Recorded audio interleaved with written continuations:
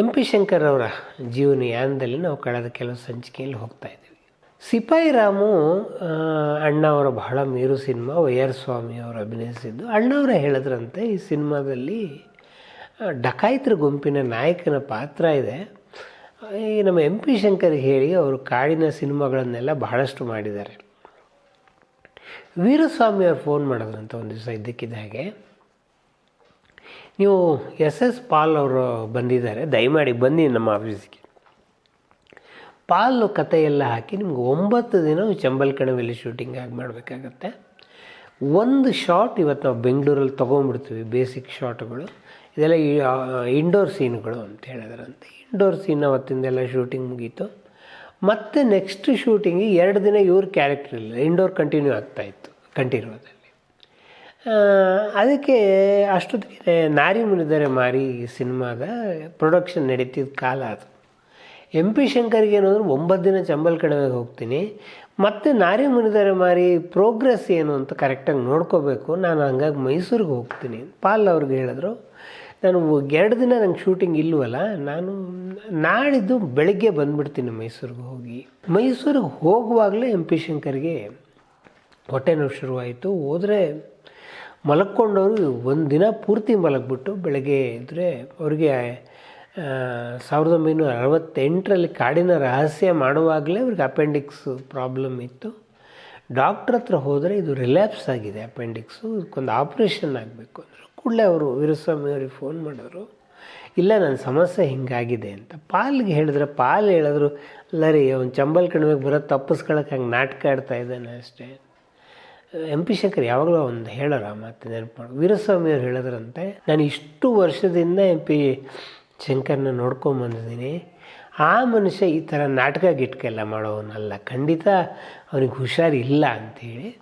ಮುಂದೆ ನಿಮಗೆ ಕತೆ ಗೊತ್ತಾ, ಎಂ ಪಿ ಶಂಕರ್ ಮಾಡಬೇಕಾದ ರೋಲನ್ನು ತೂಗುದೀಪ ಶ್ರೀನಿವಾಸ್ ಅವ್ರು ಮಾಡಿದ್ರು. ಅದು ಎಂ ಪಿ ಶಂಕರ್ ಹೇಳೋರು, ಅದು ಅವ್ರ ಪಾಲಿಗೆ ಬರೆದಿತ್ತೋ ಏನೋ ಆ ಸಿನಿಮಾ ಅಂತ.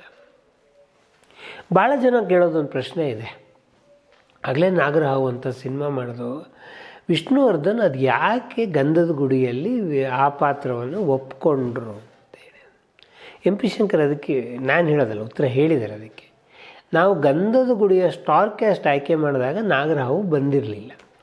ವಿಷ್ಣುವರ್ಧನ್ ನಮ್ಮೂರು ಹುಡುಗ ಅಂತ ಹೇಳಿ ನಾವು ಒಪ್ಪಿಸಿ ಸಿನಿಮಾ ಮಾಡಿದ್ವಿ. ಅದ್ರ ಮುಂದೆ ಅದು ಏನೇನೋ ಆಯಿತು ಅಂಥೇಳಿ ವಿಷ್ಣುವರ್ಧನ್ಗೆ ಯಾವಾಗಲೂ ಎಂ ಪಿ ಶಂಕರ್ಗೆ ಹೇಳೋರಂತೆ. ಎಂ ಪಿ ಶಂಕರ್ ಒಂದು ನಿರ್ಧಾರ ಮಾಡಿದ್ರು, ವಿಷ್ಣುವರ್ಧನ್ಗೆ ಎಲ್ಲೋ ಒಂದು ಕಡೆ ನಾನು ಅವನಿಗೆ ಅನ್ಯಾಯ ಮಾಡಿದ್ದೀನಿ ಅನ್ನೋ ಭಾವನೆ ಇದ್ದರೆ ಬೇಡ, ನಾನು ವಿಷ್ಣುವರ್ಧನ್ಗಾಗಿ ಒಂದು ಸಿನಿಮಾ ಮಾಡ್ತೀನಿ. ಸರಿ, ಅವರು ವಿಷ್ಣುವರ್ಧನೇ ಜೋಸೈಮನ್ ಹೆಸರು ಹೇಳಿದ್ರು. ಜೋಸೈಮನ್ ಒಂದು ಕಥೆಯೆಲ್ಲ, ವಿಷ್ಣು ವಿಜಯ ಅಂತ ಒಂದು ಕಥೆಯೆಲ್ಲ ಮಾಡ್ಕೊಂಡು ಬಂದರೆ ಎಂ ಪಿ ಶಂಕರ್ಗೆ ಕತೆ ಇಷ್ಟ ಆಗಲಿಲ್ಲ. ನಾನು ಈ ಥರದ ಕತೆ ಮಾಡಲ್ಲ ನಾನು ಅಂತ ಏನೋ ಹೋದಾಗ ವಿಷ್ಣುವರ್ಧನ್ ಹೇಳಿದ್ರು, ಆಯಿತು ಅಣ್ಣ ನೀವು ಬೇಕಾದ್ದು ಮಾಡಿ. ಆವಾಗ ವಿಷ್ಣುವರ್ಧನ್ನು ಬೆಂಗಳೂರಿನಿಂದ ಚೆನ್ನೈಗೆ ಶಿಫ್ಟ್ ಆಗಿದ್ದರು, ಮದ್ರಾಸ್ನಲ್ಲೇ ಇದ್ದರು ಅವರು. ಭಾರ್ಗವಂಗೆ ಹೇಳೋಣ, ಭಾರ್ಗವ ಮ್ಯಾಡ್ ಮ್ಯಾಕ್ಸ್ ಅಂತ ಹೇಳಿ ಒಂದು ಹಾಲಿವುಡ್ ಸಿನಿಮಾದ ಒಂದು ಎಳೆಯನ್ನು ತಗೊಂಡು ಒಂದೇ ಗುರಿ ಅಂತ ಸಿನಿಮಾ ಮಾಡಿದ್ರು. ಈ ಸಿನಿಮಾದ ಮುಹೂರ್ತ ಬೆಂಗಳೂರಲ್ಲಿದೆ ಅಂದಾಗ ವಿಷ್ಣುವರ್ಧನ್ ಹೇಳಿದರು, ಮತ್ತೆ ಗಲಾಟೆ ಆಗೋದು ಬೇಡ, ನಾನು ಬೆಂಗಳೂರಿಗೆ ಬರಲ್ಲ. ವಿಷ್ಣುವರ್ಧನ್, ಮಾಧವಿ, ಸಾಹುಕಾರ್ ಜಾನಕಿ, ಎಂ ಪಿ ಶಂಕರು, ಅಂಬರೀಷನ್ನು ಕೇಳಿದರು. ಅಂಬರೀಷ್ ಬೇರೆ ಬೇರೆ ಕಾರಣಕ್ಕೆ ಆಗಲ್ಲ ಅಂತಂದಾಗ ರಾಮಕೃಷ್ಣ ಅವರನ್ನು ವಿಷ್ಣುವರ್ಧನ್ ತಮ್ಮನ ಪಾತ್ರಕ್ಕೆ ಆರಿಸ್ಕೊಂಡ್ರು. ರಾಜನಾಗೇಂದ್ರ ಸಂಗೀತ ನಿರ್ದೇಶನ. ಈ ಸಿನಿಮಾದಲ್ಲಿ ಈ ಭಾವಗೀತೆ ನಿನಗಾಗಿ ಹಾಡಿದೆ, ಬಹಳ ಪ್ರಸಿದ್ಧವಾದ ಹಾಡು. ನನ್ನಲ್ಲೂ ನಿನ್ನಲ್ಲೂ ಒಂದಾದ ಪ್ರೇಮ ಎಸ್ ಪಿ ಬಾಲಸುಬ್ರಹ್ಮಣ್ಯ ಮತ್ತು ಎಸ್ ಜಾನಕಿ ಹಾಡಿದ್ದಾರೆ.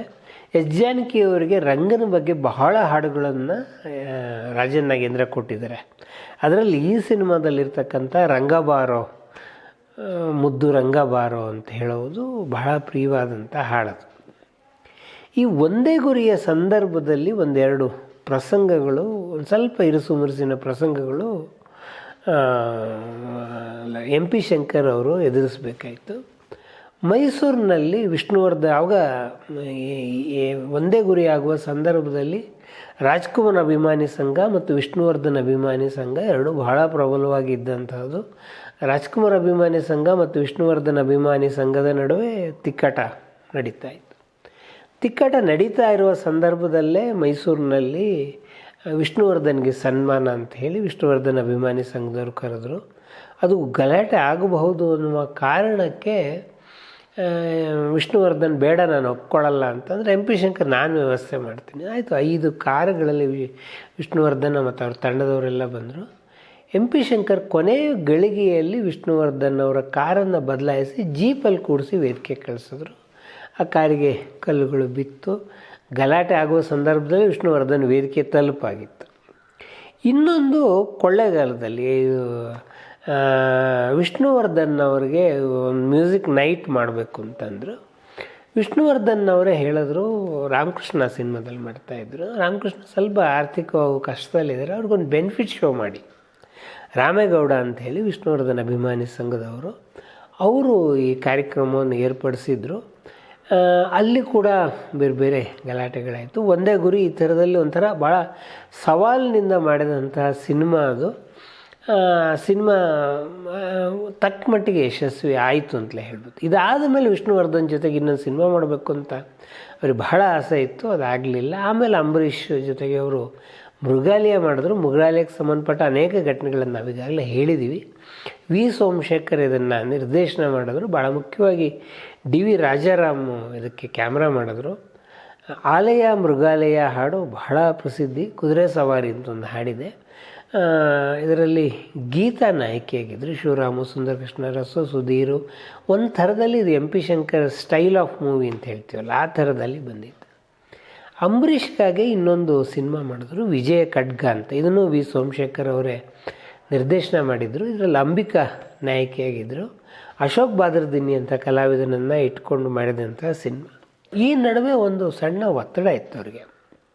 ಅವ್ರ ಮಗ ವಿರೂಪಾಕ್ಷ ಗಂಧದ ಗುಡಿಯಲ್ಲಿ ಕಲ್ಪನಾ ತಮ್ಮನ ಪಾತ್ರ ಮಾಡಿದ್ದಾರೆ. ಅವರಿಗೆ ನಾಯಕ ಆಗಬೇಕು ಅಂತ ಬಹಳ ಆಸೆ ಇತ್ತು. ಅದಕ್ಕಾಗಿ ಅವರು ಹಳ್ಳಿ ರಂಬೆ ಬೆಳ್ಳಿ ಬೊಂಬೆ ಅಂತ ಒಂದು ಸಿನಿಮಾ, ಒಂದು ಕಥೆಯನ್ನು ಮಾಡಿದ್ರು. ಈಗ ನಮ್ಮ ಸಿಲ್ಲಿಲಲ್ಲಿ ಧಾರಾವಾಹಿಯಿಂದ ಬಹಳ ಪ್ರಸಿದ್ಧವಾದಂಥ MS ನರಸಿಂಹಮೂರ್ತಿಯವರು ಮಾಡಿದಂಥ ಕಥೆ ಅದು. ಅಷ್ಟೊತ್ತಿಗೆ ಉದಯ್ ಶಂಕರ್ ಎಂ ಪಿ ಶಂಕರ್ನ ಕೇಳಿದ್ರು, ನನ್ನ ಮಗನಿಗೆ ಒಂದು ಸಿನಿಮಾ ಮಾಡಿಕೊಡಿ ಅಂತೇಳಿ. ಎಂ ಪಿ ಶಂಕರ್ ಯೋಚನೆ ಮಾಡಿದ್ರು, ನನ್ನ ಮಗನಿಗೆ ಇನ್ನೊಂದು ಸಲ ಮಾಡೋಣ, ಈಗ ಉದಯ್ ಶಂಕರ್ ಮಗನಿಗೆ ಮಾಡಿಬಿಡೋಣ ಅಂತ ಹೇಳಿ ತಾವೇನು ಹಳ್ಳಿ ರಂಬೆ ಬೆಳ್ಳಿ ಬೊಂಬೆ ಕಥೆ ಮಾಡಿದ್ರು ಅದನ್ನು ಅವರು ಗುರುದತ್ಗಾಗಿ ಮಾಡಿದ್ರು. ಗಿರಿಜಾ ಲೋಕೇಶು, ರವಿ ಕಿರಣ್, ಶಿವರಾಮು ಮೊದಲಾದವರಿದ್ದರು. ಇದಕ್ಕೆ ಮೊಟ್ಟ ಮೊದಲನೇ ಬಾರಿಗೆ ಅವರು ಉಪೇಂದ್ರ ಕುಮಾರ್ ಅವ್ರ ಹತ್ರ ಸಂಗೀತ ನಿರ್ದೇಶನ ಮಾಡಿಸಿದ್ರು. ಆದರೆ ಈ ಪ್ರಸಂಗ ಇದೆಯಲ್ಲ, ಇದು ಎಂ ಪಿ ಶಂಕರ್ ತೊಗೊಂಡ ಹಾಗೆ ವಿರೂಪಾಕ್ಷ ತೊಗೊಳ್ಳಿಲ್ಲ. ಅದು ಅವ್ರಿಗೊಂಥರ ಮಾನಸಿಕ ಆಘಾತ, ತೊಂದರೆ ಎಲ್ಲವೂ ಆಯಿತು. ಎಂ ಪಿ ಶಂಕರ್ ಹೇಳೋರು, ಅವನ್ನ ನಾನು ಅರ್ಥ ಮಾಡ್ಕೊಳ್ಳಿಲ್ವೋ ಏನೋ, ಕೂಡಲೇ ಇನ್ನೊಂದು ಸಿನಿಮಾ ಮಾಡಿಬಿಡ್ಬೇಕಾಗಿತ್ತು ಅವನಿಗೆ ನಾನು. ಅದು ಕತೆ ಅವನಿಗೆ ನಾನು ಮೊದಲನೇ ಸಲ ಮಗನ ಯಾರ್ಯಾರನ್ನೋ ಲಾಂಚ್ ಮಾಡಿದ್ದೀನಿ, ಮಗನ ಲಾಂಚ್ ಮಾಡೋ ಒಳ್ಳೆ ಕತೆ ಬೇಕಲ್ಲ ಅಂದ್ಕೊಂಡು ಕತೆ ಹುಡುಕ್ತಾ ಇದ್ದೆ. ಅದು ಒಂದು ಎಂ ಪಿ ಶಂಕರ್ ಅವ್ರ ಬದುಕಿನಲ್ಲಿ ನಡೆದ ದುರಂತ. ಅವನು ಆತ್ಮಹತ್ಯೆ ಮಾಡ್ಕೊಂಬಿಟ್ಟ ವಿರೂಪಾಕ್ಷ. ಇದಾದ ಮೇಲೆ ಎಂ ಪಿ ಶಂಕರ್ ನಾನೇ ನೋಡಿದಾಗ ಅದೇನು ಹೇಳ್ತಾರಲ್ಲ, ಪುತ್ರ ಶೋಕಂ ನಿರಂತರ ಅಂತ, ಅವರು ಮೊದಲಿನ ಥರ ಆಗಲಿ. ಚಕ್ರವ್ಯೂಹ ಕತೆ ಅದು ಎನ್ ಟಿ ರಾಮರಾವ್ಗೆ ಮಾಡಿದ್ದು. ಅದು ಅಲ್ಲಿ ಚಲನಚಿತ್ರವಾಗದೆ ಅನೇಕ ಕಡೆ ತಿರುಗಿ ಕೊನೆಗೆ ವೀರಸ್ವಾಮಿ ಅವ್ರ ಹತ್ರ ಬಂತು. ವೀರಸ್ವಾಮಿ ಆ ಕಥೆಯನ್ನು ನೋಡಿ, ಇಲ್ಲ ಇದು ಮಾಡೋಕ್ಕಾಗಲ್ಲ. ಆದರೆ ರವಿಚಂದ್ರನ್ನು ಅವ್ರ ಮಗ ಆಗ್ತಾನೆ ಎಲ್ಲ ಜವಾಬ್ದಾರಿಗಳನ್ನು ತಗೊಳ್ತಾ ಇದ್ದರು. ಇಲ್ಲ ಮಾಡಬಹುದು, ಇದು ಭಾಳ ಚೆನ್ನಾಗಿದೆ. ಸರಿ, ವೀರಸ್ವಾಮಿಯವರು ಅವತ್ತು ಸಾಯಂಕಾಲ ಎಂ ಪಿ ಶಂಕರ್ ಜೊತೆಗೆ ವಾಕಿಂಗ್ ಹೋಗುವಾಗ ಎಂ ಪಿ ಶಂಕರ್ ಹೇಳಿದ್ರಂತೆ, ಮಕ್ಕಳ ಆಸೆಗೆ ನಾವು ಯಾಕಪ್ಪ ಅಡ್ಡ ಬರಬೇಕು, ನಾನು ಆ ತಪ್ಪು ಮಾಡಿದ್ದೀನಿ, ನೀನು ಮಾಡೋಕ್ಕೆ ಹೋಗ್ಬೇಡ, ಅವನು ಇಷ್ಟ ಬಂದಂಗೆ ಈ ಸಿನಿಮಾ ಬಂದುಬಿಡಲಿ ಅಂಥೇಳಿ. ಹೀಗೆ ಚಕ್ರವ್ಯೂಹ ಸಿನಿಮಾ ಬಂತು. ಅದರಲ್ಲಿ ಚಳಿ ಹಾಡು ಪೂರ್ತಿ ರವಿಚಂದ್ರನ್ ಅವರ ಕಲ್ಪನೆಯಂತೆಯೇ ಹಾಡು ಸೃಷ್ಟಿಯಾಗಿ ಬಂತು. ಆ ಸಿನಿಮಾ ಕೂಡ ಯಶಸ್ವಿಯಾದ ಇತಿಹಾಸ ಇತ್ತು. ಅದು ಯಶಸ್ವಿ ಆದಮೇಲೆ ರವಿಚಂದ್ರನ್ನು ಎಂ ಪಿ ಶಂಕರ್ಗೆ ನೀವೊಂದು ಸಿನಿಮಾ ಮಾಡಿ.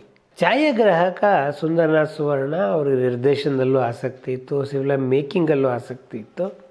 ಅವರೊಂದು ಕಥೆಯನ್ನು ಕೂತು ಎಂ ಪಿ ಶಂಕರ್ಗೆ ಹೇಳಿದ್ರು. ಎಂ ಪಿ ಶಂಕರ್ ರವಿಚಂದ್ರನ್ಗೆ ಈ ಕಥೆ ಆಗ್ಬೋದು ಅಂತ ಅನಿಸುತ್ತು. ಇವರು ಹಿಂದಿನ ಸಿನಿಮಾದಲ್ಲಿ ಅಂಬಿಕಾ ನಾಯಕಿಯಾಗಿದ್ದರು. ಅಂಬಿಕಾ ರವಿಚಂದ್ರನ್ ನಾಯಕಿಯಾಗಕ್ಕೆ ಒಪ್ಕೊಂಡ್ರು. ಜೈ ಜಗದೀಶು, ಅಂಬರೀಷು ಮತ್ತು ಬಹಳ ದಿನದ ಮೇಲೆ ಬೇಬಿ ಇಂದ್ರ, ಯಾಕೆಂದರೆ ರಾಮ ಲಕ್ಷ್ಮಣ ಸಿನಿಮಾದಲ್ಲಿ ಬೇಬಿ ಇಂದ್ರಂಗೆ ಬಹಳ ಒಳ್ಳೆಯ ರೋಲ್ ಕೊಟ್ಟಿದ್ರು. ಹಾಗೆ ಭಾಳ ದಿನದ ಮೇಲೆ ಬೇಬಿ ಇಂದ್ರ ಸಿನಿಮಾದಲ್ಲಿ ಕಾಣಿಸ್ಕೊಂಡ್ರು. 2-3 ಪ್ರಸಂಗಗಳಲ್ಲಿ ಒಂದು ರವಿಚಂದ್ರನ್ನು ಅವರ ಮೇಕಿಂಗ್ ಸ್ಟೈಲ್ ಭಾಳ ಬೇರೆ ಇತ್ತು. ಅವರಿಗೆ ಶಂಕರ್ ಗಣೇಶ ಮ್ಯೂಸಿಕ್ ಡೈರೆಕ್ಟರ್ ಬೇಕು ಅಂದರೆ ಇವರು ಸಾಮಾನ್ಯಕ್ಕೆ ರಾಜನ್ ನಾಗೇಂದ್ರನ್ನೇ ಬಳಸ್ತಾ ಇದ್ದಿದ್ದು. ಶಂಕರ್ ಗಣೇಶ್ ಒಪ್ಕೊಂಡ್ರು. ಆಮೇಲೆ ನನಗೆ ಚಳಿದೆ ಒಂದು ಹಾಡು ಬೇಕು ಅಂತಂದರು. ಈ ಸಿನಿಮಾದಲ್ಲಿ ನಾವು ಹಿಂದಿನ ಸಂಚಿಕೆಯಲ್ಲೂ ಹೇಳಿದ್ದೀವಿ, ಆಸೆಗಳು ಕೆಣಕುತ್ತಿದೆ ಬಹಳ ಸುಂದರವಾದ ಹಾಡು. ಎಸ್ ಜಾನಕಿ ಕೂಡ ತುಂಬ ಅದ್ಭುತವಾಗಿ ಈ ಗೀತೆಯನ್ನು ಹೇಳಿದ್ದಾರೆ. ನಾನೇ ರಾಜ ಆದ ಮೇಲೆ ರವಿಚಂದ್ರನ್ ಮತ್ತು ಎಂ ಪಿ ಶಂಕರ್ ಇಬ್ಬರಿಗೂ ಅರ್ಥ ಆಯಿತು ನಮ್ಮ ಮೇಕಿಂಗ್ ಸ್ಟೈಲ್ ಹೊಂದುತ್ತಾ ಇಲ್ಲ ಅಂಥೇಳಿ. ರವಿಚಂದ್ರನ್ ಇನ್ನೊಂದು ಕಾಲ್ ಶೀಟ್ ಕೊಡ್ತೀನಿ ಎಂ ಪಿ ಶಂಕರ್ಗೆ ಅಂತ ಹೇಳಿದರು, ಬಟ್ ಅದು ಆಗಲಿಲ್ಲ. ದ್ವಾರಕೀಶ್ ಜೊತೆಗೆ ಗಿಡ್ಡುದಾದ ಅಂತ ಒಂದು ಸಿನಿಮಾ ಮಾಡಿದ್ರು. ಅದು ಕಳ್ಳನ ರೋಲು ಈ ಥರದ್ದನ್ನೆಲ್ಲ ಇಟ್ಕೊಂಡು ಮಾಡಿದಂಥ ಸಿನಿಮಾ. ಆ ಸಿನಿಮಾ ಕೂಡ ಯಶಸ್ವಿ ಆಗಲಿಲ್ಲ. ಕೊನೆಯ ಕೆಲವು ಸಿನಿಮಾಗಳು ಹೀಗೆ ಎಂ ಪಿ ಶಂಕರ್ ಪ್ರಯೋಗಾತ್ಮಕವಾಗಿ ಸಿನಿಮಾಗಳನ್ನು ನಿರಂತರವಾಗಿ ಮಾತಾಡ್ಕೊಂಬಂದರು. ಹಾಗೆ ಎಂ ಪಿ ಶಂಕರ್ ಅವರು ಕಲಾವಿದರಾಗಿ ಕೂಡ ಬಹಳ ಪ್ರಸಿದ್ಧರು. ಅದರಲ್ಲೂ ಕೂಡ ನಮಗೆ ಭೂತಯ್ಯನ ಮಗ ಅಯ್ಯೋ ಸಿನಿಮಾದ ಭೂತಯ್ಯನ ಪಾತ್ರಕ್ಕೆ ಇವತ್ತಿಗೂ ಅದು ಭೂತಯ್ಯನ ಬಂಗ್ಲೆ ಅಂತಲೇ ಎಂ ಪಿ ಶಂಕರನ ಮನೆಯನ್ನು ಎಷ್ಟೋ ಜನ ಕರೆಯೋರಿದ್ದರು. ಹುಲಿಯ ಹಾಲಿನ ಮೇವಿನಲ್ಲಿ ಬಹಳ ಒಳ್ಳೆಯ ಪಾತ್ರವನ್ನು ಮಾಡಿದ್ರು. ಮಯೂರದಲ್ಲಿ ಪಾತ್ರವನ್ನು ಮಾಡಿದ್ರು. ನಾರದ ವಿಜಯ ಆ್ಯಕ್ಚುಲಿ KSL ಸ್ವಾಮಿ ಅವ್ರು ಮಾಡಬೇಕಾದ ಸಿನಿಮಾ ಅದು ನಿರ್ಮಾಪಕರ ಕಾರಣದಿಂದ ಸಿದ್ಧಲಿಂಗಯ್ಯನವ್ರಿಗೆ ಬಂತು. ಅದರಲ್ಲಿ ಮಾಂಸದ ಪರ್ವತ ಅಂತ ಒಂದು ಡೈಲಾಗ್ ಇದೆ. ಆ ಡೈಲಾಗನ್ನು ಎಂಜಾಯ್ ಮಾಡೋದಕ್ಕೂ ಬಹಳ ಒಳ್ಳೆಯ ಸಹೃದಯತೆ ಬೇಕು. ಎಂ ಪಿ ಶಂಕರ್ ಆ ಡೈಲಾಗನ್ನು ಎಂಜಾಯ್ ಮಾಡಿಕೊಂಡು ಆ ಸಿನಿಮಾದಲ್ಲಿ ಆ್ಯಕ್ಟ್ ಮಾಡಿದ್ರು. ಹಾಗೆ ನೋಡಿದ್ರೆ ಬಹಳ ಒಳ್ಳೆಯ ಕಲಾವಿದ, ಒಳ್ಳೆಯ ನಿರ್ಮಾಪಕ ಆಗಿದ್ದ ಎಂ ಪಿ ಶಂಕರ್ ಬಹಳ ಒಳ್ಳೆಯ ನಿರ್ದೇಶಕರು ಆಗಬೇಕಾಗಿತ್ತು. ಅವರ ಬಹಳ ದೊಡ್ಡ ಕನಸು ಗದಾಯುದ್ಧ ಸಿನಿಮಾವನ್ನು ಮಾಡ್ತಕ್ಕಂಥದ್ದು. ಗದಾಯುದ್ಧವನ್ನು ನಾನೇ ನಿರ್ದೇಶನ ಮಾಡ್ತೀನಿ ಅಂತ ಹೇಳೋರು. ಅವರಿಗೆ ಒಂದು ಕಲ್ಪನೆ ಇತ್ತು, ಅವರು ಮತ್ತು ತೂಗುದೀಪ ಶ್ರೀನಿವಾಸ್ ಗದಾಯುದ್ಧದಲ್ಲಿ ಮಾಡಬೇಕು. ಇವರು ದುರ್ಯೋಧನನ ಪಾತ್ರ ಮಾಡಬೇಕು, ತೂಗುದೀಪ ಶ್ರೀನಿವಾಸ್ ಭೀಮನ ಪಾತ್ರ ಮಾಡಬೇಕು, ರಾಜ್ಕುಮಾರ್ ಅವರು ಕೃಷ್ಣನ ಪಾತ್ರ ಮಾಡಬೇಕು ಅಂಥೇಳಿ ಅದೆಲ್ಲ ಒಂಥರ ಈಡೇರಿದ ಕನಸು ಆಯಿತು. ಅವ್ರ ಮಗ ವಿರೂಪಾಕ್ಷನ ಸಾವು ಅವ್ರನ್ನ ತುಂಬ ಕಾಡ್ತಾ ಇತ್ತು. ಅವರು ಅಣ್ಣವ್ರ ಬರ್ತ್ಡೇ ಏಪ್ರಿಲ್ 24 ಅವ್ರ ಮನೆಗೆ ಹೋಗಿ ಅವ್ರಿಗೆಲ್ಲ ವಿಶ್ ಮಾಡಿ ಅವ್ರ ಮನೆಯೆಲ್ಲ ಊಟ ಮಾಡಿಕೊಂಡು ಬಂದರೆ ಮೈಸೂರಿನಲ್ಲಿ ಅವ್ರ ಮಗ ವಿರೂಪಾಕ್ಷ ಹೇಳಿದೆ ನಾನೇ ಡ್ರೈವ್ ಮಾಡ್ತೀನಿ ಅಂತೇಳಿ ಭಾಳ ಚೆನ್ನಾಗಿ ಡ್ರೈವ್ ಮಾಡಿಕೊಂಡು 26ನೇ ತಾರೀಕು ಅವರು ತರೀಕೆರೆಗೆ ಹೋಗಬೇಕಿತ್ತು. ವಿರೂಪಾಕ್ಷ ನಾನೇ ಡ್ರೈವ್ ಮಾಡ್ತೀನಿ ಅಂತ ಎಂ ಪಿ ಶಂಕರ್ಗೆ ಹೇಳಿದ್ರು. ಇಲ್ಲ ಮಗ ಸರಿ ಹೋಗಿದ್ದಾನೆ ಅಂತ ಖುಷಿಯಲ್ಲಿದ್ದರು. ಅವತ್ತು ಬೆಳಿಗ್ಗೆ ಎಂ ಪಿ ಶಂಕರ್ ಮಹಡಿಯಿಂದ ಗುಂಡಿನ ಶಬ್ದ ಕೇಳ್ತು. ಅವ್ರ ಹೆಂಡತಿ ಓಡೋಗಿ ನೋಡಿದ್ರೆ ಅವ್ನು ಗುಂಡು ಹಾರಿಸ್ಕೊಂಡು ಆತ್ಮಹತ್ಯೆ ಮಾಡ್ಕೊಂಡಿದ್ದ. ಪ್ರಯತ್ನ ಮಾಡಲಿಲ್ವ ಅಂದರೆ ಮಾಡಿದರು. ಉದಯಶಂಕರ್ ಅವರಿಗೆ ತುಂಬ ಪರಿಚಯ ಇದ್ದಂತಹ ಒಬ್ಬ ಸೈಕಾಲಜಿಸ್ಟ್ ಹತ್ರ ತೋರಿಸಿದ್ರು, ಕೌನ್ಸಿಲಿಂಗ್ ಮಾಡಿಸಿದ್ರು. ಆದರೂ ಕೊನೆಗೆ ಇದಕ್ಕೆ ಯಾರೂ ಕಾರಣಲ್ಲ ಅನ್ನೋ ಒಂದು ಡೆತ್ ನೋಟ್ ಸಿಕ್ತು. ಇದಾದ ಮೇಲೆ ಎಂ ಪಿ ಶಂಕರು ಮೊದಲಿನ ಥರ ಆಗಲೇ ಇಲ್ಲ. ಅವ್ರಿಗೆಲ್ಲೋ ಒಂದು ಕಡೆ ನಾನು ಯಾರಿಗೋ ಮಾಡಿದೆ ಮತ್ತು ಮಗನಿಗೆ ಮಾಡಲಿಲ್ವಲ್ಲ ಅನ್ನೋದೊಂದು ಕೊರಗು ಅವರಿಗೆ ಅದು ಕಾಡ್ತಾನೇ ಇತ್ತು. ಕೊನೆಯ ದಿನಗಳಲ್ಲಿ ನಾನು ಹೇಳಿದ ಹಾಗೆ ಅವರಿಗೆ ಕ್ಯಾನ್ಸರ್ ಕಾಣಿಸ್ಕೊಳ್ತು. 28 ಕಿಮೋಥೆರಪಿಯನ್ನು ಅವ್ರು ಎದುರಿಸಿದ್ದಾರೆ. ಅಂದರೆ ಇಟ್ಕೊಳ್ಳಿ ಎಷ್ಟು ಗಟ್ಟಿ ಅವರು ಅಂತೇಳಿ. ಒಂದು 2 ವರ್ಷ ಇದು ಎಲ್ಲ ಪ್ರಕ್ರಿಯೆಗಳು ನಡೆದು ಆಮೇಲೆ ಅದು ಲಿಂಬ್ ನಾಟ್ ಅಂತ ಕರೀತಾರೆ. ಅಂದರೆ ನಿಮಗೆ ಒಂದು ಕಡೆ ಇದು ಕ್ಯಾನ್ಸರು ಇನ್ನೂ 3-4 ಗ್ರಂಥಿಗಳಿಗೆ ಸ್ಪ್ರೆಡ್ ಆಗುತ್ತೆ. ಕೊನೆ 2 ತಿಂಗಳಲ್ಲಿ ಅದು ಲಿಂಬ್ ನಾಟ್ಗೆ ಬಂದಿದೆ ಅನ್ನೋದು ಗೊತ್ತಾಯಿತು. ಸೆಂಟ್ ಜಾನ್ಸಲ್ಲಿ ನಾನು ಅವ್ರು ಕೊನೆ ಸಲ ಭೇಟಿ ಮಾಡಿದ್ದು ಸೆಂಟ್ ಜಾನ್ಸಲ್ಲೇ. ಅದಾದಮೇಲೆ ಅವರು ಮೈಸೂರಿಗೆ ಹೋದರು. 17 ಜುಲೈ 2008 ಎಂ ಪಿ ಶಂಕರ್ ನಮ್ಮನ್ನು ಅಗಲಿದ್ದು. ಸರಿಸುಮಾರು 18 ವರ್ಷನೇ ಆಗೋಗಿದೆ ಅವರನ್ನು ಕಳ್ಕೊಂಡು. ಎಂ ಪಿ ಶಂಕರ್ ಕನ್ನಡ ಚಿತ್ರರಂಗದಲ್ಲಿ ಬಹಳ ಮುಖ್ಯವಾದ ನಿರ್ಮಾಪಕ, ಕಲಾವಿದ, ನಿರ್ದೇಶಕ. ಅದರಲ್ಲೂ ಕೂಡ ಅರಣ್ಯ ಬದುಕನ್ನು ಬಹಳ ಅದ್ಭುತವಾಗಿ ಕನ್ನಡ ಬೆಳ್ಳಿ ತೆರೆಗೆ ಕೊಟ್ಟಂಥವರು. ಅವರ ಸಾಹಸಗಳಿಗೆ ಕನ್ನಡ ಮಾತ್ರ ಅಲ್ಲ ಭಾರತೀಯ ಚಿತ್ರರಂಗನೇ ಬೆರಗಾಗಿ ನೋಡ್ತಾ ಇತ್ತು. ಎಂ ಪಿ ಶಂಕರ್ ಹೇಳೋರು, ನನ್ನ ಸಾಧನೆ ಏನು ಅಂತಂದರೆ ದೇವರಾಜ್ ಅರಸು ಮುಖ್ಯಮಂತ್ರಿ ಆದಾಗ ನಮ್ಮ ಗಂಧದ ಗುಡಿ ಸಿನಿಮಾ ನೋಡಿಬಿಟ್ಟು ಅಭಯಾರಣ್ಯದ ಪರಿಕಲ್ಪನೆಯನ್ನು ತೊಗೊಂಡು ಬಂದರು. ಎಷ್ಟೋ ಫಾರೆಸ್ಟ್ ರೇಂಜರ್ಗಳು ಇದನ್ನು ಗಂಧದ ಗುಡಿಯನ್ನು ಆದರ್ಶವಾಗಿ ಇಟ್ಕೊಂಡ್ರು.